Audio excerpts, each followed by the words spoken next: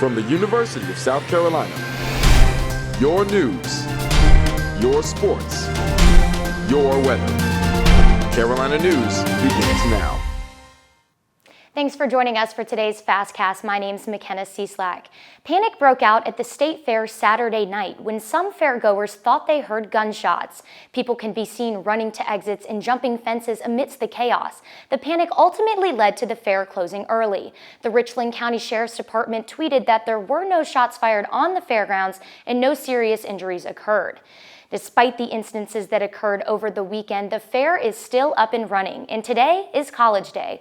All students with a current valid college ID may enter for free. If you can't make it out there today, the fair will continue to run until the 20th of October. Adult general admission is $10. The weather is finally starting to cool down, too. Corinne's here with this week's weather forecast. Thanks, McKenna. You couldn't ask for nicer weather to attend the State Fair today. It's currently 72 degrees here in Columbia. Temperatures are going to be dropping to 67 tonight. There's going to be some rain in the forecast the next couple of days, but by the time football returns to Williams-Brice Stadium on Saturday, it's going to be sunny and 76. Back to you in the studio. An infant inside a stolen SUV stolen early this morning has been found shortly after the Jeep was stolen. The child was found 4 miles from where the car was stolen near the intersection of Garners Ferry Road and Congress Run. Police are still searching for the vehicle and the suspect, who will likely face multiple charges, including kidnapping. A Lexington County couple passed away this past Saturday in a motorcycle accident after colliding with a deer. The accident happened at 11:35 in the morning on Highway 378. Both husband and wife were wearing helmets at the time of the crash. River Bluff High School went on a brief lockdown Sunday afternoon. An incident involving a stolen vehicle that did not stop after being pulled over led police near the school. Columbia law enforcement asked schools to mandate these lockdowns as a precaution when they're investigating the area. About 70 individuals were on campus at the time, including students, coaches, and parents. Columbia police arrested the driver and the passenger. Now, it's a busy weekend with both the State Fair and the Gamecocks taking on the Florida Gators, and both of these events happening at the same time leaves limited parking and tailgating space.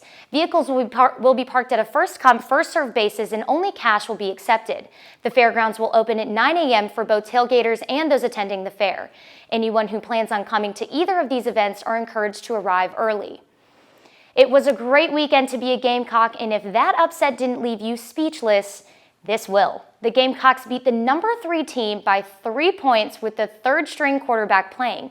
There were 3 interceptions and 3 sacks, giving the Gamecocks a 3-3 record.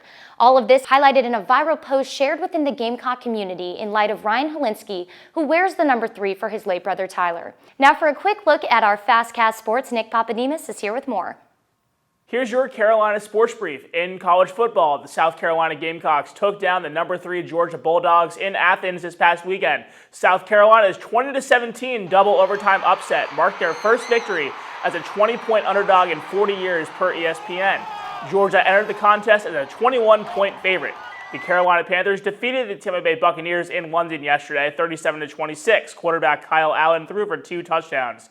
Here's Allen with more on the victory and the impact running back Christian McCaffrey had for Carolina. We're a really complete team, and don't forget, Christian still had 2 touchdowns today. He may not have a lot of rushing yards, but he still makes a huge impact on this game. In NHL action, the Carolina Hurricanes are off to their best start in franchise history.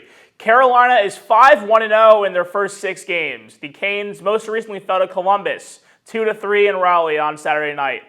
That's all for your Carolina News Sports Brief. I'm Nick Papademos. Thank you for joining us.